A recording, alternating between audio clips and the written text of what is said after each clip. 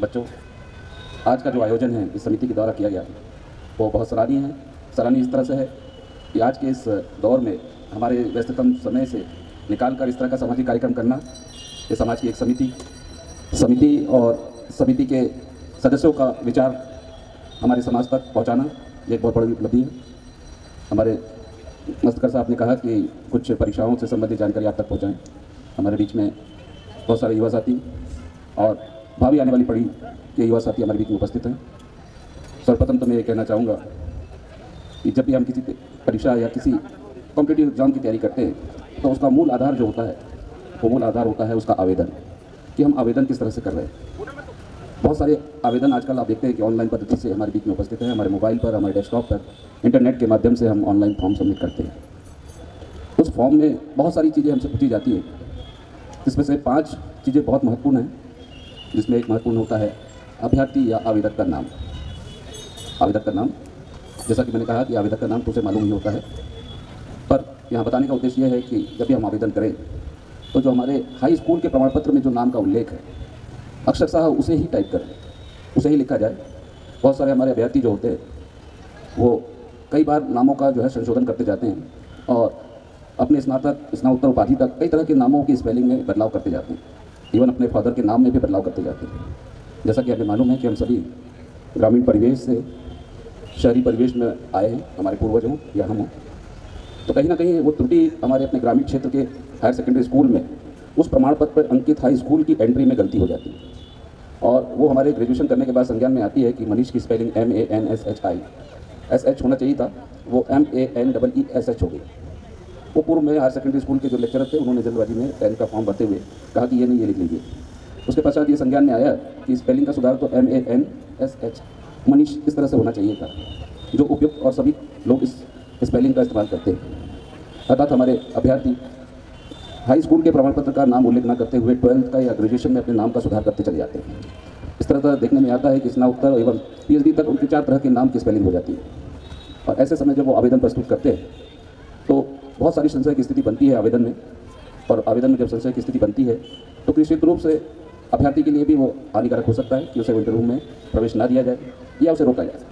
जब आदमी सक्षम होता है, किसी एग्जाम को पास करके, एक महत्वपूर्ण एग्जाम को पास करके पहुंच जाता है और उसके जब डॉक्यूमेंटेशन वेरिफिकेशन होते हैं तब वो देखता है या उसे बताया जाता है कि आपके आवेदन पत्र में यह त्रुटि हो चुकी है। और जब उसे इंटरव्यू देने का समय आता है तो वो बहुत सारे स्ट्रेस में आ जाता है कि मैं क्या करूँ। तो ऐसी स्थिति उत्पन्न ना हो, इसलिए मेरा कहना है कि नाम जो भी आपके हाई स्कूल में वर्णित है उसका उल्लेख करें, अपने पिता का नाम भी उसी तरह से उल्लेख करें, डेट ऑफ बर्थ का भी, जो जन्मतिथि है उसका भी सही ढंग से इस्तेमाल करें। और साथ ही जो महत्वपूर्ण है वो हमारी श्रेणी है, श्रेणी का उल्लेख भी हम अच्छे से करें। साधारणतः हमारे जितने युवा साथी हैं इतने जल्दी फॉर्म लैपटॉप पर या डेस्कटॉप पर या मोबाइल पर फिल करके सबमिट करते हैं, कई बार वो त्रुटियाँ छोड़ देते हैं। होता यूँ है कि हम सभी अनुसूचित जाति के अभ्यर्थी हैं या उपस्थित हैं, सभी हमारे युवा साथी ड्रॉपडाउन में वो ड्रॉपडाउन सेलेक्ट करते वक्त ST को सिलेक्ट कर देते हैं। ST को सिलेक्ट कर देते हैं और फीस भी सबमिट कर देते हैं। उनको तो मालूम है कि फीस का जो शुल्क हमको छूट मिली है वो हमने भर दी और फॉर्म को सबमिट कर देते हैं। जब प्रवेश पत्र जनरेट करने का समय आता है, एग्जाम देने का समय आता है, तब देखने में आता है कि उनके प्रवेश पत्र में नाम भी उपयुक्त है, जन्मतिथि भी है, पिता का नाम भी सही है, एड्रेस भी सही है, किंतु उनकी श्रेणी में अनुसूचित जाति की जगह अनुसूचित जनजाति ST का जो है उल्लेख हो चुका है। अर्थात अब कोई भी उस त्रुटि का निवारण या उस त्रुटि को रिमूव करने का कोई चांस नहीं है। अब आपको एग्ज़ाम ही देना होगा, परीक्षा में ही बैठना होगा। उसका एग्ज़ाम के पूर्व अर्थात एडमिट कार्ड जनरेट करने के पश्चात किसी प्रकार की कोई त्रुटि के सुधार की कोई संभावना नहीं होती। ये हमारे अभ्यर्थी बहुत जल्दबाजी में करते हैं, अर्थात ऐसे छोटे मोटे कियोस्क सेंटर पर पहुंच जाते हैं जहां पर कि उस MP ऑनलाइन कियोस्क सेंटर पर 10th पास या 12th पास कैंडिडेट जो है वो आवेदन भरने के लिए सक्षम होता है या भरता है। जब वो फॉर्म सबमिट करता है तो वो इतनी स्पीड से करता है कि कुछ चीज़ें आप देख ही नहीं पाते और देखते हैं कि उस जो MP ऑनलाइन का जो ऑफिस है या जो उसका ऑफिस है या जो उसका शॉप है उसमें इतने लोग बैठे होते हैं, इतनी हड़बड़ाहट होती है कि हम सोचते चलिए आज फॉर्म भर गया, लास्ट डेट 2 ही दिन बचे हुए थे और फीस भी सबमिट हो गई। और हम अपने आप को बहुत खुश समझते हैं कि चलिए हमारे पेरेंट्स ने, हमारे माता पिता, हमारे मामा, हमारे रिलेटिव्स ने कहा था कि ये फॉर्म सबमिट कर दीजिए, वो सबमिट हो चुका है और आप उनको मैसेज करते हैं कि सबमिट हो चुका है। फिर आप उस फॉर्म की प्रिंट आउट लेकर ये भी जानने की कोशिश नहीं करते कि उसमें क्या क्या एंट्री आपने गलत भरी है या सही भरी। तो मेरा यहाँ आप लोग को सजेशन है कि किसी भी विज्ञापन, चाहे वो प्रतियोगिता परीक्षा हो या आप JEE का IIT का फॉर्म भर रहे हो या NET का फॉर्म भर रहे हैं या कोई अन्य एग्जामों का फॉर्म भर रहे हैं, उस फॉर्म को ऑनलाइन फिलअप करने से पहले उसके निर्धारित विज्ञापन का शुरू से लेकर अंतिम तक अच्छे से अध्ययन कर लें कि आप उसके लिए शैक्षणिक योग्यता रखते हैं अथवा नहीं। और रखते हैं तो उसमें क्या क्या उन्होंने फॉर्म के क्राइटेरिया में पूछा। तो ये 5-6 एंट्रियाँ होती हैं। एक और महत्वपूर्ण एंट्री बताना चाहूँगा कि हमारे अभ्यर्थी, एक होता है जेंडर पूछा जाता है कि आप मेल हैं तो आप फीमेल, वहाँ पर भी हमारे कई अभ्यर्थी जो है उसे फीमेल की एंट्री कर देते हैं। वो होती है चूक की वजह से, पर वो चूक आपके सिलेक्शन के लिए, आपके प्रतियोगी परीक्षा में सिलेक्शन के लिए कहीं ना कहीं वो रुकावट पैदा करती है, बहुत महत्वपूर्ण रुकावट पैदा करती है। और ऐसी स्थिति में आपके अच्छे कट ऑफ मार्क्स भी आ रहे हों, तब भी आपका सिलेक्शन उस पर्टिकुलर श्रेणी एसटी के लिए हो चुका है, अब वो बदली नहीं जा सकती है, जबकि आपके कट ऑफ आपकी अपनी श्रेणी से अधिक थे, तब भी आपका जो है उस श्रेणी में होगा। अर्थात आप उस समय अपने उस महत्वपूर्ण डॉक्यूमेंट जो जिसको पंचायती प्रमाण पत्र कहते हैं वो प्रस्तुत नहीं कर पाएंगे और आपका सिलेक्शन निरस्त हो जाएगा। तो इस महत्वपूर्ण जानकारी को कभी भी आप भरें, भरने के बाद उसका प्रिंट आउट लें और प्रिंट लेकर अपने घर में आप अपने मित्रों को दिखाएं, अपने मदर फादर को दिखाएं कि कोई एंट्री किसी प्रकार की गलत तो नहीं होगी। कई बार हम लगातार वही काम करते हैं तो हम बहुत ज़्यादा ओवर कॉन्फिडेंट हो जाते हैं कि नहीं, जो भी हमने एंट्री की है वो बहुत उपयुक्त है। तो अपने मदर फादर को दिखाएं, अपने ब्रदर को दिखाएं, अपने पास के मित्रों को दिखाएं कि जो भी आपने फॉर्म भरा है वो उपयुक्त है अथवा नहीं। रही बात, यदि आपने सबको उपयुक्त भरा है, आप निश्चित रूप से आगे की स्टेप के लिए तैयारी करें। जिस एग्ज़ाम के लिए आप अपियर होना चाहते हैं उसकी पाठ्यक्रम को पढ़ें। पाठ्यक्रम को पढ़ने के पश्चात आप ये देखें कि कितनी चीज़ें, कितने तरह के आपके पास हैं, उसका लिटरेचर या साहित्य उपलब्ध है और उसका गणन मंथन करें, अच्छे से अध्ययन करें। जो भी समय एक परीक्षा के लिए उपयुक्त होता है, दिया जाता है, होती है निर्धारित समय। इस तरह से आप सर्वप्रथम जो भरने जाने वाला अभ्यावेदन है या आवेदन पत्र है, उसका अच्छे से अध्ययन करें, विज्ञापन का अध्ययन करें और ऑनलाइन सारी एंट्रियों को व्यवस्थित रूप से उसमें उल्लेख करें। किसी भी गलत एंट्री का उद्देश्य यह बताता है कि कहीं ना कहीं आपके पास जानकारी का अभाव है या आप कोई जानकारी छुपाना चाहते हैं। ये उस आवेदन पत्र में पढ़ने के बाद हमारे पास सक्षम आता है या हम उसको देख पाते हैं। दूसरा मैं बताना चाहूँगा, जैसे गुरमारे साहब ने बहुत सारी अच्छी शिक्षा के संबंध में आप लोग तक जानकारी पहुँचाई, बहुत महत्वपूर्ण और मूलभूत आधारों पर जानकारी पहुँचाई। एक बात उन्होंने कही कि कौशल, हमको स्किल भी डेवलप करना है। हमें प्रशासनिक सेवाओं के साथ साथ हमारे जो अभ्यर्थी हैं, जो हमारे युवा साथी हैं, हमारे समाज के लोग हैं, उनको इस प्रशासनिक सेवा के साथ साथ जो दूसरी और भी व्यवस्थाएं हमारे पास में उपलब्ध है, उसमें कृषि एक महत्वपूर्ण आधार है। ये हमारा मूलभूत व्यवसाय रहा है हमारे पूर्वजों का। अब चूँकि बहुत सारी टेक्नोलॉजी बढ़ते जा रही है दिन प्रतिदिन, उन तकनीकों के साथ यदि हम किसी व्यवसाय को करते हैं तो उसके लिए हमको उस व्यवसाय की स्किल होना जरूरी है, कौशल होना जरूरी है। उस कौशल के लिए हम ऐसी व्यवस्थाएं हमारे देश में उपलब्ध हैं, बहुत सारी हमारी एजुकेशन संस्थाएं, बहुत सारी अनुसंधान संस्थाएं उपलब्ध हैं हमारे देश में, उसमें आवेदन करें।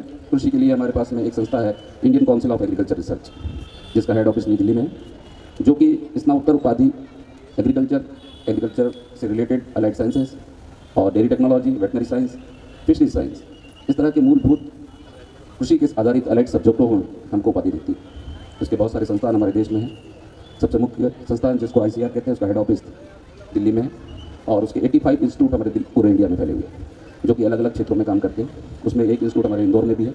इंदौर में आपने सुना होगा सोयाबीन का एक रिसर्च इंस्टीट्यूट है खंडवा रोड पर, जहाँ पर कि स्पेशली एक्सक्लूसिवली जो है सोयाबीन पर रिसर्च की जाती है और सोयाबीन की वैरायटी, सोयाबीन के प्रोडक्शन और सोयाबीन के प्रोसेसिंग से मतलब यह है कि उसके प्रोडक्ट्स क्या क्या बन सकते हैं। ऑयल के साथ साथ सोया केक, सोया पनीर और सोया के अन्य प्रोडक्ट्स आज आपको हमारे देश में पैकेटों में उपलब्ध है।